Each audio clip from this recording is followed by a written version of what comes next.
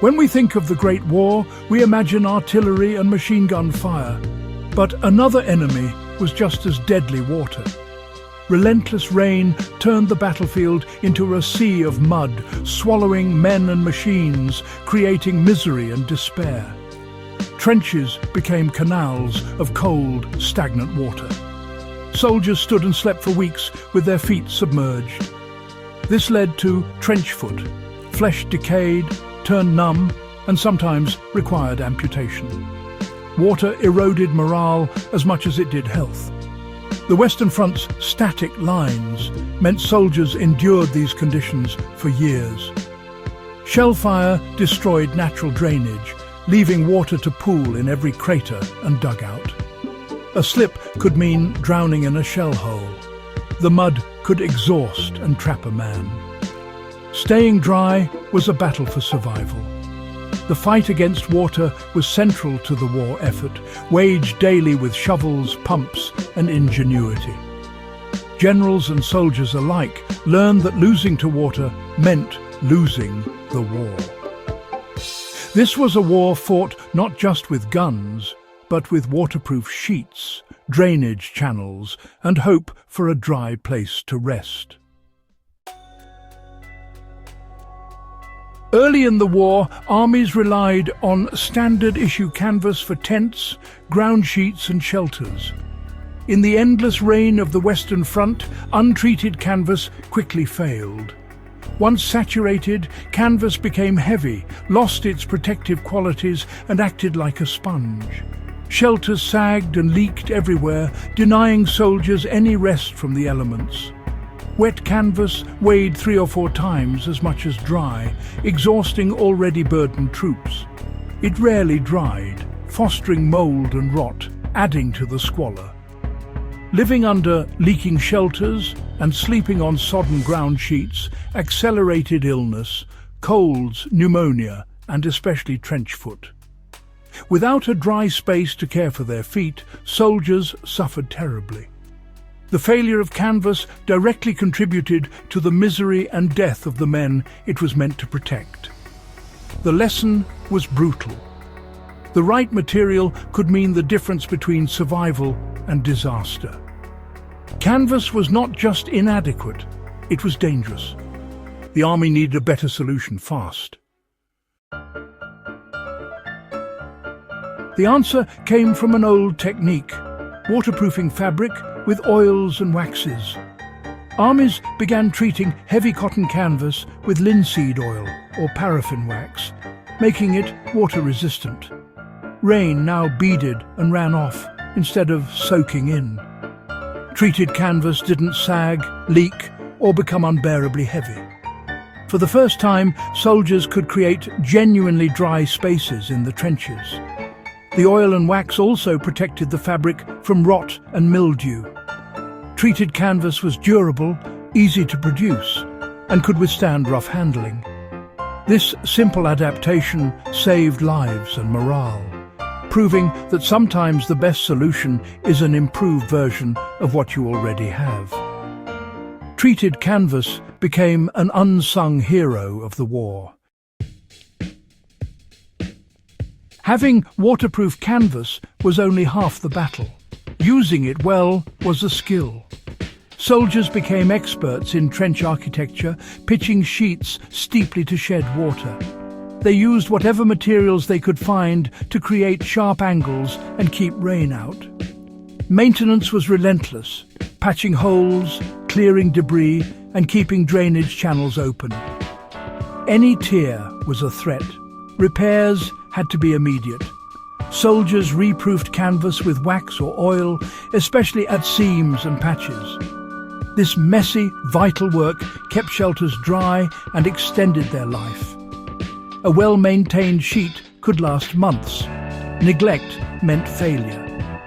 Survival depended on constant vigilance and care. These daily rituals were acts of self-preservation in a hostile world. Rubberized fabric, another waterproof option, seemed promising but failed in the trenches. Rubber was waterproof but fragile. prone to cracking, tearing and hard to repair. Damaged rubber sheets were often useless, unlike easily patched canvas. Rubber also trapped moisture inside, causing condensation and clamminess. Treated canvas, while water-resistant, allowed some breathability, reducing internal dampness. This made canvas shelters drier and healthier for long-term use. In the end, treated canvas was tougher, more repairable, and better suited to trench life. The lesson: the most advanced material isn't always the best. Oiled canvas, with its rugged reliability, won the battle to keep soldiers dry. Practicality and resilience mattered more than high-tech promises. The trench lessons remain vital for today's survivalists and campers. The challenge is the same: how to stay dry in harsh, wet conditions. Waxed canvas is still a robust choice for tarps and shelters. Shelter design matters. Steep pitches and taut lines shed water best. Digging drainage channels around camp is a timeless trick. Field repairability is crucial. Choose gear you can fix yourself. A waxed canvas tarp can be patched and re-waxed, unlike many modern synthetics. The key is proactive care. Know your gear, maintain it, and be ready to repair it. The soldiers' active engagement with their equipment is a model for modern preparedness. Mastery of simple skills and materials is the foundation of survival. The trenches taught that shelter materials must keep water out but let moisture escape.